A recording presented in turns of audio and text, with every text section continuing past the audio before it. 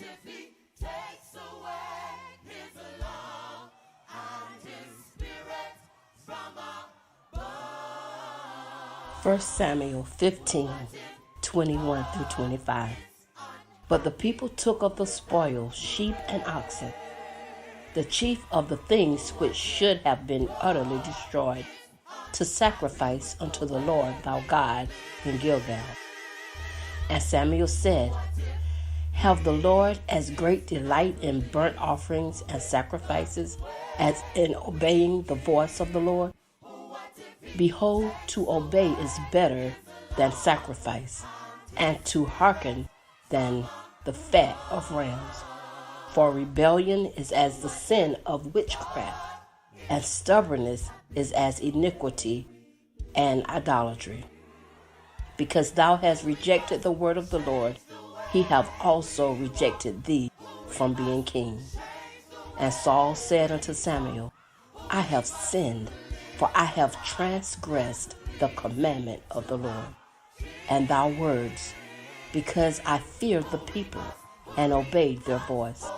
Now therefore I pray thee, pardon my sin, and turn again with me, that I may worship the Lord. In God's word, he said, If you love me, you will keep my commandments. He further said, If you break one of them, you have broken them all. God had given Saul specific instructions to go smite the Amalek, destroy all that they have, and spare not them, slay both men and women, infants and suckling, ox, sheep, camel, and ass. But instead of obeying the specific instructions, Saul did only a portion of what God had commanded him to do. He decided to keep what he saw as the best of the animals and offer it before God as a sacrifice. This offering, God rejected. Why? Because when God lays out his plan, he needs no help on how to execute it. He didn't say save anything to offer to him.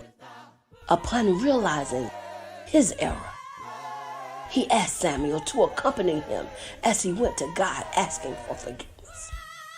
Samuel refused. God rejected Saul as king and placed someone else in his position. The simple fact is that when God allows us to be promoted to a position, he will give us instructions. It is best that we heed and follow them completely. Because in the event we don't, he doesn't mind placing someone else in the position that will hear God and follow him. Samuel never saw Saul again until it was time for him to die. Sometimes we have to just separate ourselves from people, just as Samuel did with Saul.